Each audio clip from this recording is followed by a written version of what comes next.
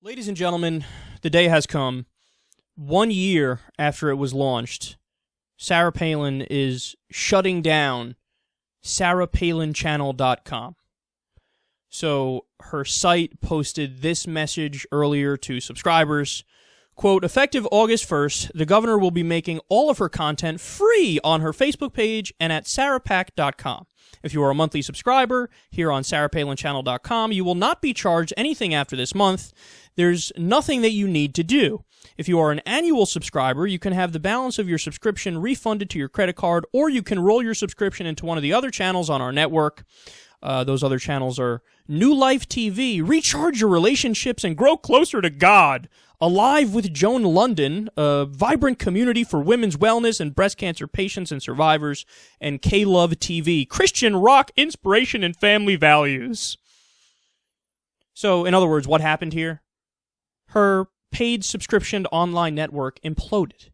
It absolutely imploded. It was a disaster from day one. She thought going into it, oh, I'm going to build an online behemoth. I'm going to build a network that everybody's going to want to have something to do with, and people are going to pay me for the subscriptions, and it's going to be great. It's going to be great. And of course, what did the media do? Oh, the media ran along with it, and they spoke about it as if it's so legitimate. And it's such a, oh, this is going to be a great new venture happening here from Sarah Palin. They took it super seriously. They did reports on it and whatnot.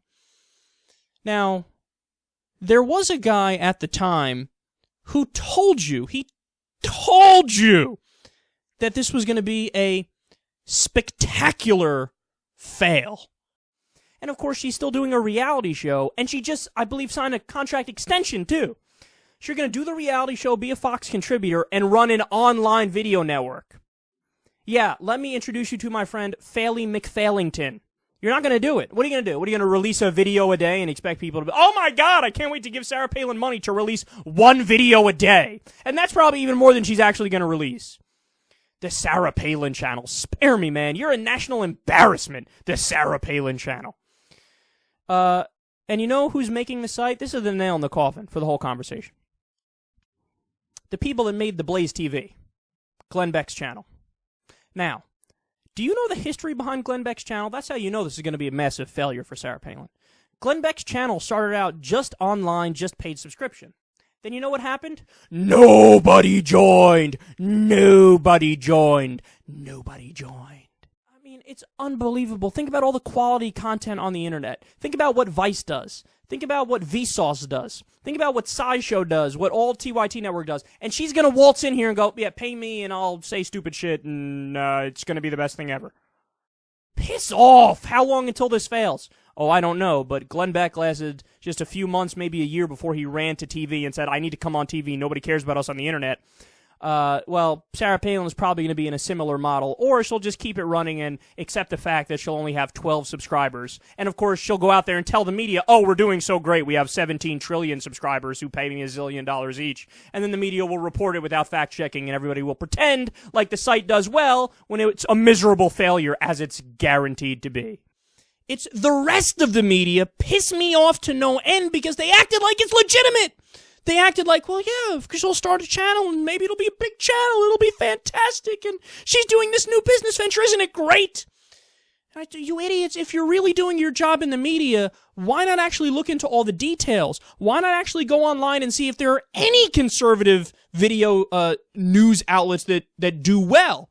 Why not look at who's doing it for her? Like I said, Glenn Beck's people who were a disastrous failure for him to the point where he had to run to TV to try to get contracts because he couldn't make it with just a paid subscription thing online. Why not talk about the fact that no paid subscription network online ever makes it? They always need to supplement income in other ways because you're not just going to make enough money from paid subscriptions because there's so much free content online. If the media was doing 1/10 of what their fucking job was, they would have been able to tell you all these things, and then they would have been able to make the prediction that this is probably going to crash and burn. But no, in the Washington establishment media, this all goes back to something we talk about all the time. False balance, false equivalence. You act like, oh, well, I mean, some liberals do well online, so maybe Sarah Palin will do well online with her bullshit network that's going to fucking crash and burn shortly. You never know. It's a new venture. Let's cover it nonstop, even though it's a fucking joke. That's what pisses me off. It's the legitimacy being granted to her from day one when anybody with the fucking brain can look at it and say, this is not going to work and it's going to fucking be over quickly. Well, that's exactly right, and you can see my prediction right there. It's not me after the fact saying, oh, I thought it was going to fail, and then I don't have the evidence of it. No, I said it at the beginning, it's going to fail, and it did fail. Not because I'm a genius, not because I'm that much smarter than everybody else. It's because I actually bothered to read the fucking stories, read the articles, find out all the facts, and then just connect the dots. That's all it is. And the sad thing is we do it on our shitty little show, and people in the mainstream media don't do it.